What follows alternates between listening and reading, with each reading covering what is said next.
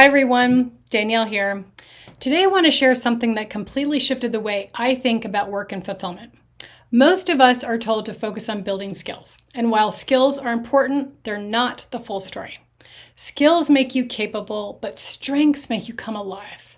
I learned this lesson the hard way.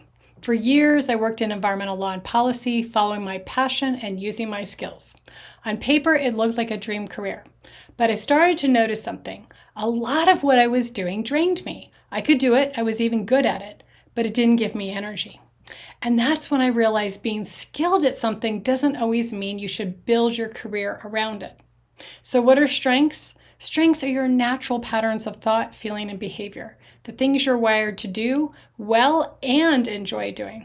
Unlike skills, which you can study and train for, strengths give you energy when you use them. For example, some people are natural connectors. They bring people together with ease. Others are strategists who can see the pathway forward when no one else can. Some are learners, energized by tackling on something new. When you're in your strength zone, you don't just perform well, you feel engaged, confident, and you're at your best. But here's the problem. Most of us don't think that way. We're taught to focus on fixing weaknesses or just building more skills. The schools and the workplace often measure what's easy to measure, like technical capabilities, instead of what really drives us. The result, many people end up with impressive resumes, but feel stagnant or burned out because they built careers on what they can do instead of what they're wired to do best. And it doesn't mean that you need to change your career either. It's just about thinking about organizing your career around something different. When I took the Clifton Strengths Assessment, it completely reframed things for me. I discovered that I thrive when I'm helping people grow, when I'm launching new strategies, when I'm communicating ideas. And that's what's led me to transition into coaching and consulting, and where I could spend most of my time in my strength zone.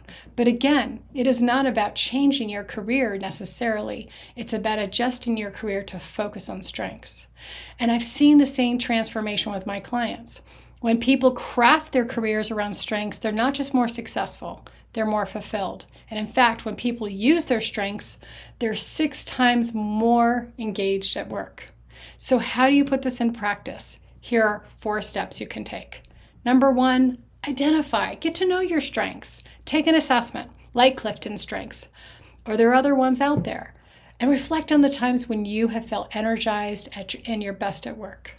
2, audit your work. Look at your day-to-day tasks. Which ones light you up and which ones drain you? And you know what I'm going to say next. Make sure you spend your time as much as you can around those areas that light you up. 3, craft intentionally. Seek out projects, collaborations, and shifts in your role that can give you more airtime to your strengths. And 4, grow strategically. Build new skills on top of your strengths. That's the sweet spot for both growth and fulfillment. So don't just ask yourself, what am I good at? Instead ask, what gives me energy when I do it? That's your strength zone. And that's where fulfillment, impact, and confidence live. Thanks for watching. And if you want to learn more about how to align your career with your strengths, subscribe, stay tuned for future videos. Thank you.